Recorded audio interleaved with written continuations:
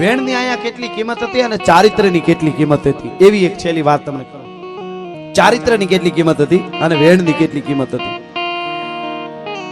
એની મને ગમતી આ નાનકડી વાત ખાસ સાંભળજો. માતાઓ બહેનો સાંભળજો. આ દેશની દીકરીઓ છે એ કેવી કથાઓ સાંભળવી જોઈએ. એમને નહોતું આ કાંઈ શાસ્ત્રો અને કથાઓ આપણા આ કાંઈ કોઈ રમત માટે નથી. આટલા ખર્ચા કરીને મિત્રો બધા આવું કરે છે એ શા માટે કરે છે? એટલે આ મને ગમતી વાત. સવારનો પર ગામડું ગામ ઉદયાચળના ઓરડેથી બરાબર નારીને કોર કાઢી અને હોળક વર્ષની એક દીકરી કુએ પાણી ભરવા માટે આવે છે. 16 વર્ષની દીકરીની ઉંમર અને કુએ પાણી ભરવા માટે પણ રૂપના અમાર જેવી દીકરી છે. આંખડિયું અણિયાળિયું સરથી પાહરિયું જેના હામી નોંધ્યું એની કાળજ હોહર્યું. ગામડા ગામની માલિકો મર્યાદાના લંગર પડી જાય 16 વર્ષની દીકરી છે પાણી ભરવા આવી કુએ એકલી. સૂરજ હજી ઊગું થઈ રહેલો બગબગડું થયું છે. એમાં પાણી ભરતી હતી ગરડેથી કુવામાં પાણી હીંચે. એમાં એક ઘોડે સવાર ઉતર્યો અને આખી રાત વહેલો નીકળેલો. પોતે આખી રાત ઘોડું દોડવેલું. પોતાને તરહ બહુ લાગી ઘોડું આખું પરસેવે રેપજેપ છે.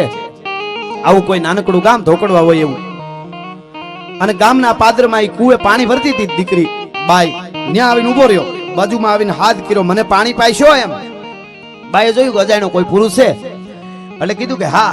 પણ દીકરી આમ ચારે બાજુ જોઈ લીધું. એ જૂનો જમાનો એક કે હું એકલી છું પાણી પીવાનું કે છે. એટલે નજીક આવ્યો ને એટલે કીધું પાણી તો તમને પાઉં પણ તમે મારા શરીરને સ્પર્શ ન કરતા, મને અડતા નહીં તો પાણી પાઉં. કારણ કે એક વખત હતો પાણી પાવાનું બાનું દઈને બાવડું પકડીને ઘોડા ઉપર બેહારી દે અને અપહરણ કરીને પણ વયા જાય એવો એક વખત હતો. એ સમય હતો. એટલે તમને પાણી તો પાવ પણ મને સ્પર્શ નહીં કરો તમે. અરે પણ હું તો તમને શું કામ સ્પર્શ? મારે બસ પાણી જ પીવું છે. હું તો વટે માર્ગુ છું કે તમે મને જો સ્પર્શ કરો મારા શરીરને ક્યાંય પણ અડો તો તમને રામ દુવાય છે લ્યો. એટલે તરત કીધું હા રામ દુવાય. એમાં શું? હું ભારતની ધરતીનો યુવાન છું. તમને સ્પર્શ ન કરું શું કામે તમે પીવો છો? એ આવ્યો આમ ખોબો રાખ્યો ઉપરથી ઘડામાંથી આમ પાણીનો દડેડો કરી પાણી ખોબે ખોબે પી લીધું. જુવાન બગાત જમ કરતો ઘોડા ઉપર સવાર થયો અને ઘોડું તળ સડી ગયું. કુવેથી આમ આગળ વધ્યું. બાઈ માથે બેડું ભરી અને વાહેથી આવે છે અને ઘોડું સીધું બાગડતા કરતું એક આંગણે આવીને ઉભું રહ્યું ફળિયામાં. અરે મારો વિહામો આવ્યો, મહેમાન આવ્યો, મારો ભાણેજ આવ્યો, મારો જમાઈ આવ્યો. ઘોડી છે ઈ બાંધી અને મહેમાનને ખાટલો ટાળાનો. મહેમાન બેઠો ત્યાં દીકરી ઓલી પાણી ભરીને આવી. હવે એ પાણી ભરીને દીકરી આવી એનું જ આ ઘર હતું. એટલે તરત પાણીનું બેડું ઝટઝટ ઓરીમાં ઉતારી ઓલી એક બાજુ અને ઘરમાં જઈને માને પૂછ્યું માં કોણ મહેમાન છે? બેટા અમારો જમાઈ છે, તારા લગ્ન બચપણમાં થઈ ગયા હતા, આજી તને તેડવા માટે આવ્યો છે. હા હા હા, બચપણમાં લગ્ન તારા થઈ ગયા હતા બેટા, આજી તને તેડવા માટે આવ્યો છે. બાઈને હરમના જેને કહેવાય હેરડા છૂટ્યા. અરે મેં તો એને પાણી પાયું. પણ બાઈ બીજું બધું ભૂલી ગઈ છે વેણનું. પણ મિત્રો એક દી રોકાય, બીજે દી વાત નાનકડી છે પણ વચનની કેટલી કિંમત હતી, ટેક કેવી હતું, ચારિત્ર કેવું હતું. માથા પડી ગયા પછી આ ધરતીમાં સૂર્યો લડતા હતા એનું કારણ શું હતું? આજ પણ વૈજ્ઞાનિકો ભારત ઉપર સંશોધન કરે છે. તમે બધા ભણેલા છો, વાંચી લેજો. દરિયામાં ભરતી નોટ ભારતના કેલેન્ડર ઉપર આવે. મિસાઇલ કોઈ નાસામાંથી છોડ્યું હોય ને, મિસાઇલ ગ્રહમાં જવું હોય ને વૈજ્ઞાનિકોને, તો આપણું પંચાંગ રાખે છે ભારતનું કે આ તિથિએ આ ગ્રહ આ જગ્યાએ હોય છે. 31 ના એના કેલેન્ડર ઉપર નથી હાલતું એટલું નક્કી કરી લેજો સાહેબ. એટલે હું આ વાતો કરી રહ્યો છું. આ 21મી સદી અમારે આ સાચી વાતો કરવી જોઈએ. એટલે આપણું પંચાંગ રાખવું પડે છે. જેટલી ઘટનાઓ જે વિજ્ઞાન સંશોધન કરે એ બધા ભારતના શાસ્ત્રો ઉપરથી જ કરે છે. એ નક્કી છે સાહેબ. એટલે આ વાત તમને કરું. એની વિદાય કરી સવારમાં દીકરીની. જમાઈ તેડીને એને ઘરે વયો ગયો. પરિણાની પહેલી રાત મિત્રો. અને પોતાને લગ્ન તો બચપણમાં થઈ ગયા પણ પોતાની પત્નીને તેડી આવ્યો છે. હેતુ ભાઈબંધોને જમવા બોલાવ્યા. સાંજે વાળું પાણી કરીને બધા બેઠા છે. 12 વાગ્યાનો સમય થયો એટલે ભાઈબંધો ઉભા થઈને કે ભાઈ રામ રામ, જય માતાજી, હવે આવો ઘરે જાય. અને બધા ઉભા થયા એટલે પોતે જુવાન એને ઓરડે જાય છે.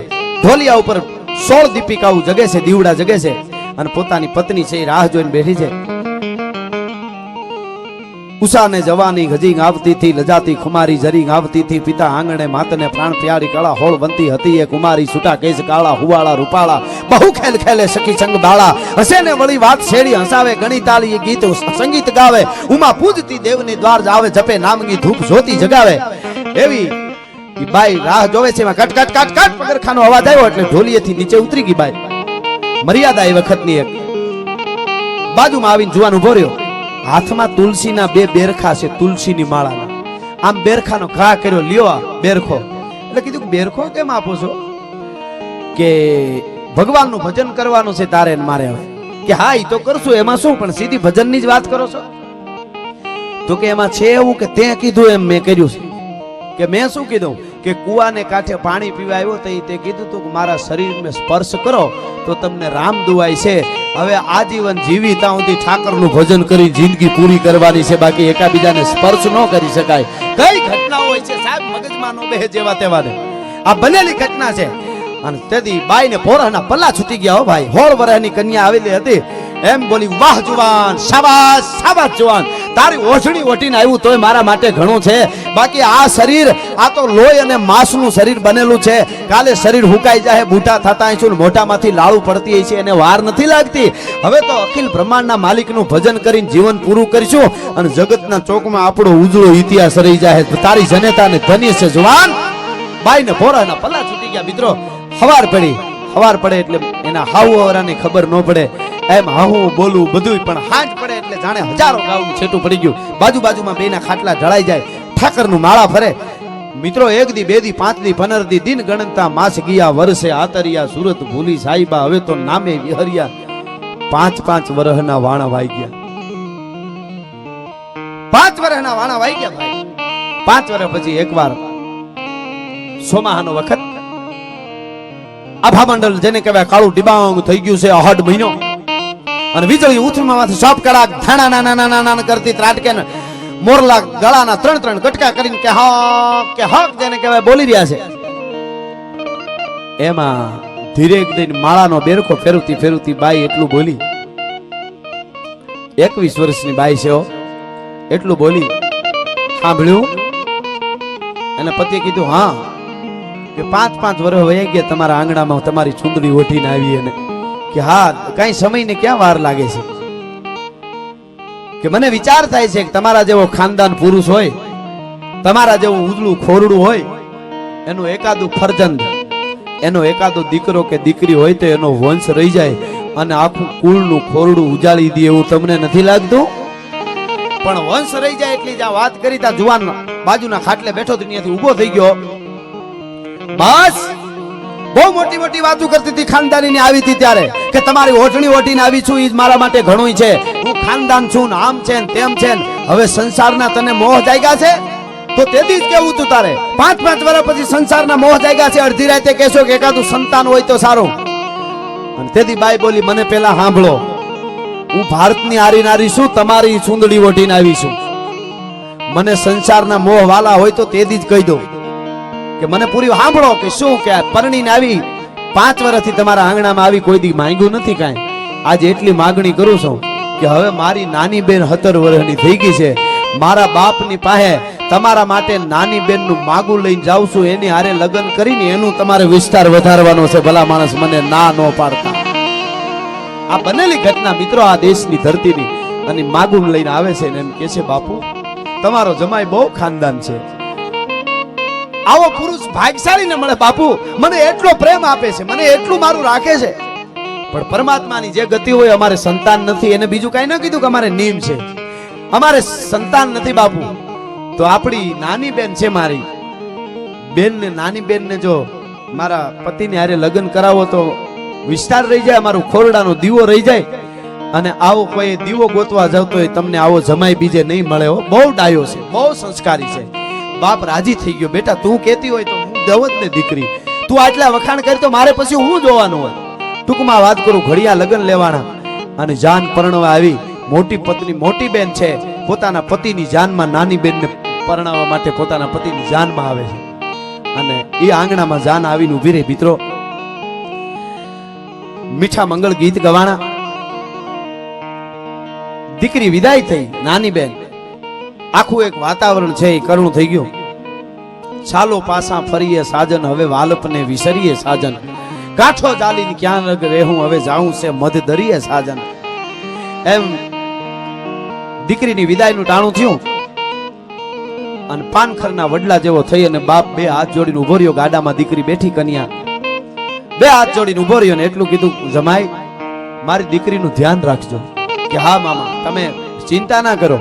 કે નહીં, મારી મોટી દીકરી બહુ ડાય છે, એમ નાની દીકરી ડાય છે પણ થોડીક ભોળી છે, એની કાંઈ ભૂલ થઈ જાય તો જમાઈ મને તમે કઈ ઠપકો દઈ દેજો, મને ગમે એ કહો તમે, હું સહન કરી લે, પણ મારી દીકરીને દુઃખ ન દેતા. મારી નાની દીકરી બહુ ભોળી છે હો જમાઈ, મારી દીકરીને કાંઈ ન કહેતા, કાંઈ પણ થાય તો મને ઠપકો આપી જજો જમાઈ. તમે ચિંતા ના કરો, તમારી દીકરીને તમારી મોટી દીકરીએ કોઈથી ફરિયાદ કરી કે ના, તો શું કામે ચિંતા કરો? તો કે તો સાંભળો જમાઈ, તમે મારી મોટી દીકરીને જેવી રીતે રાખી છે 5 વર્ષ, એવી રીતે મારી નાની દીકરીને ન રાખો તો તમને રામ ધુવાય છે. આટલું વચન તમારી પાસે માંગુ છું ભલા માણસ. હા હા હા, મોટી દીકરીને જેમ રાખી છે એમ નાની દીકરીને ન રાખો તો તમને રામ ધુવાય છે. પણ ઓલી મોટી પત્ની હતી ને, એને વરરાજા હામું જોયું, પોતાના પતિ હામું, વરરાજાએ એના હામું આંખોએ વાતું કરી લીધી. હો આ હા, કે પરમાત્મા શું ખેલ કરે છે. અને મિત્રો પરણીને આવ્યા, પરિણાની પહેલી રાતે બીજા ઓરડામાં આ નાની પત્ની આવી. અને ટૂંકમાં વાત કરું તો પહેલી રાતે ઈ ઓરડે જ્યારે યુવાન ગયો ને, તેથી 5 વર્ષ પહેલા જે ઘટના બનેલી, એ ઘટના બની છે. આમ બેરખાનો ઘા કરીને કીધું કે લ્યો માળા ફેરવો, પરમાત્માનું ભજન કરીને આપણું જીવન પૂરું કરવાનું છે, બાકી સંસાર માંડવાના નથી. એટલે ઓલી બાઈ કે શું કામે આવું બોલો છો? કે ઈ તો તારી મોટી બેન, હું જ્યારે તેડવા આવતો તો મને પાણી પીવરાવવાની હતી, તો એ કીધું તું મને સ્પર્શ કરો તો રામ દુવાય છે. એટલે અમે 5-5 વર્ષથી ઠાકોરનું ભજન કરી, કોઈને ખબર નથી, બાકી અમે એકાદ બીજાને અડ્યા નથી, સ્પર્શ નથી કર્યો, એવા નિયમ છે. તો કે પણ મારે ક્યાં નિયમ છે? અને તેથી એને કીધું તું કે જઈ તને ઓળાવતા હતા ને તઈ તારા બાપે કીધું તું મોટી દીકરીને રાખી, એમ નાનીને ન રાખો તો રામ દુવાય છે. એટલે હવે તને પણ મારાથી સ્પર્શ ન કરી શકાય. પણ તાતો પોરાના પલ્લા છૂટી ગયા આને હોત કે સાંભળી લ્યો તો હવે પતિદેવ, મારી મોટી બેન જે કોઠામાં આળોટી ની, ઈ જનેતાના કોઠામાં હું આળોટી છું, એનું ધાવણ મેં થાયું છે. હવે હું તમારે યારે ભગવાનનું ભજન કરી અને જીવન પૂરું કરી દે, બાકી એમાં બીજું આવે નહીં. હું ભારતની આરી નારી છું ભલા માણસ, હું ભારતની દીકરી છું, ભારતની આરી નારી છું. મિત્રો ભજન કરે છે બે માણસ, બે પત્ની અને એનો પતિ. એકાદ વર્ષ ગયું, ભગવાનને પરીક્ષા કરવાનું મન થયું. ભગવાનને એમ થયું હોનું હોય ને એની જ પરીક્ષા થાય, દુખે જેના ખમે એમ હોય એના ઉપર નાખે, અમુકના ઉપર ન નાખે. એક ઠેકાણે મેં બહુ દુઃખની એક વાત કરી ને, એક હરિચંદ્ર તારામતીની, એક જણો રોતો રોતો આવ્યો કે આપણા ઉપર આવા દુઃખ આવે તો આપણે મરી જાય. મેં કીધું તારી ઉપર ન નાખે ભાઈ, ચિંતા કરીમાં. એના પાસે મીટર હોય છે કે એની પાસે નાખવા કે એની પાસે નહીં, ઈ તો આર પાર ઉતરી ગયો, એના ઉપર આ બધું આવતું હોય છે. એકાદ વર્ષ ગયો એટલે ભગવાનને પરીક્ષા કરવાનું મન થયું, સાધુનું રૂપ લઈને ભગવાન આવ્યા. મિત્રો આ ભારતની ધરતી છે, આ બની શકે. સાધુનું રૂપ લઈને ભગવાન આવ્યા, ભિક્ષા દેહ કરીને આંગણામાં ઉભા રહ્યા. એટલે બે પત્નીઓ પતિ બધા રાજી થઈ ગયા. અમારે આંગણે સાધુ આવ્યા, અમારે આંગણે સંત આવ્યા, અમારું ભજન પાક્યું. હો બાવલીઓ આવ્યો, બાપુ પધારો પધારો. કાચો સીધો લ્યો છે કે પાકો સીધો? તો કે ના પાકો સીધો, તમે બનાવો. ટૂંકમાં ભોજન તૈયાર થયા, સાધુને જમવા બેહાર્યા. જમવા બેઠા એટલે કીધું હવે તમારા એકાદ બાળકને મારી યારે બેહારો તો મને જમવાની મજા આવે. તો કે બાળક નથી. હે કે બાળક નથી? લગ્ન થયા ને કેટલો સમય થયો? તો કે આ મારી મોટી પત્ની છે, એમના ઈ આવી મારે ત્યાં, એમને 6 વર્ષ થયા. નાની પત્ની વરસદી પહેલા લગ્ન થયા. કે સંતાન નથી? ના. તો કે વાંજિયા કેવાવ, વાંજિયાનું ન ખાવ. અરે મહારાજ બાપુ શું કામે આવું કરો છો? અમારો આશરા ધર્મ લાજે, સાધુ અમારા આંગણેથી ભૂખો જાય તો અમે જીવી ન શકીએ, મરી જાય. કે એક રસ્તો છે. શું? તારી બે પત્ની અનાજનો કોળિયો લઈ અને તારા મોઢામાં એક કોળિયો દે, અને તું તારી બે પત્નીના મોઢામાં એક કોળિયો દે. મારી નજર સામે આટલું કરી દ્યો ને, જો તો હું ટીમણ કરું, તો હું ખાઉં, તો હું જમું, નકર નહીં જમું. કારણ કે એને તો સ્પર્શ કરાવો તો ગમે એમ કરીને. ભગવાન છે ને સાધુ થઈને આવ્યો તો. અરે મહારાજ એવું ન કરી. તો કે નહીં, તો તમારે જમાડવો નથી, નાટક કરો છો ભક્તિના, ખોટા છો, તમારું આંગણું લાગ્યું છે, હું ઊભો થઈને ભાગી જાઉં છું. મહારાજ ઘડીક ઉભા રહ્યો, પુરુષ ઓરડામાં વયો ગયો અને વાહે બે પત્ની તરત આવી ગઈ. નકરું કમાડ બંધ કરી દીધું અંદર. અને પુરુષે તાત્કાલિક વિચારી લીધું, સોડવીજો જે પાણીએ ચડે, નકર જિંદગી આખી નડે. સોડવીજો જે પાણીએ ચડે. પુરુષે તરત નક્કી કરી લીધું બીજો કોઈ ઉપાય નથી. સાધુ આંગણેથી ભૂખ્યો જાય એટલે આપણું આશીર્વાદ ધર્મ, અતિથિ દેવો ભવ, એમાંય સાધુ આશીર્વાદ ધર્મ લાજે. અને જો સાધુને જમાડવો હોય તો કોળિયા દઈ તો એકાબીજાને અડાઈ જાય. હવે એક કામ કરવાનું છે, ગળામાં રાંઢવા નાખી, રાહ્યું નાખીને આડહરમાં મોભારે લટકી જાય, પ્રાણ છોડી દઈ એટલે ઘરમાં મૃત્યુ થયું એટલે સાધુ જમે નહીં અને આપણો આશરા ધર્મે રહી જાય ને આપણું ટેકે એમનેમ રહી જાય. ખોળિયામાંથી પ્રાણ છોડી દેવા છે મિત્રો. બે પત્ની અને પતિ લટકી ગયા, મોભારે આધારે લટકી ગયા, ગળામાં રાંડવા નાખીને ખોળિયામાંથી પ્રાણ છોડી દીધા, પણને માટે, ટેકને માટે. અને ભગવાન સાધુના રૂપમાં બહાર બેઠો તો એ તો લીલા બધી જાણતો હોય. ઉભો થઈને આવ્યો, કેમ હજી નથી નીકળતા? આમ દરવાજો ખોલ્યો, 3 લાશો લટકે છે. કમંડળ તેમાંથી આમ પાણીની અંજળી ભરીને આમ છાંટી, ક્યાં રાંઢવું ગાયબ થઈ ગયો. અને 3 હામાં જળા જળા જળા જળા તેજ મારતા બે પત્નીઓ અને પતિ ઉભાર્યા. અરે પ્રભુ તમે પણ આમ કરીને સાધુની સામું જોયું તો ભગવાન અસર રૂપમાં આવી ગયા. શરીરે ધર્યા લાલ પીતંચુ વાઘા પતરંગ ટેટી ધરી સિંચ પાગા વેલા ઓડ માથે ખુલા કેસ વાકા જોતા નારીઓ વારણા લીધ ઝાકા કડે કટારા ભેટ લીધી કછીને અને 16 કળાથી તેજ જેવું સચીને ભુજા સુત્રમ જોળ ગાદાન ભારી નમો શંખ ચક્ર ગદા પદ્મધારી અને જળા જળા જળા તેજ ભગવાન મારવા મંડાળા. કમળાપતિ મંગળ કરણ કારણ જય જય જય જગદીશ જીઓ. અને ભગવાનને જોયો, પ્રભુ આપ પધાર્યા, અમને માફ કરજો, અમે તમે સાધુના રૂપમાં હતા જમાડી ન ગયા, પણ અમારે નિયમ હતા. અને તેદી એને કીધું તું કે તમારે નિયમ હતા? તો કે હા, કે નિયમ જે તમારા હતા ને એકાબીજાને અડાય નહીં, એ ઓલા અવતારમાં હતા. તમે મરી ગયા હતા, સ્વર્ગમાંથી પાછા હાજીવન કરીને લઈ આવ્યો છો. હવે તમારો સુખેથી સંસાર માંડો. આ તો તમારો બીજો અવતાર છે. ભલા માણસ, હું તમારી ટેક રાખવા માટે આવ્યો છું. પરમાત્મા કોઈ દી તમારી ટેક જવા દેતો નથી. અને ભગવાન અદૃશ્ય થઈ ગયા ને એને સંસાર માંડ્યો.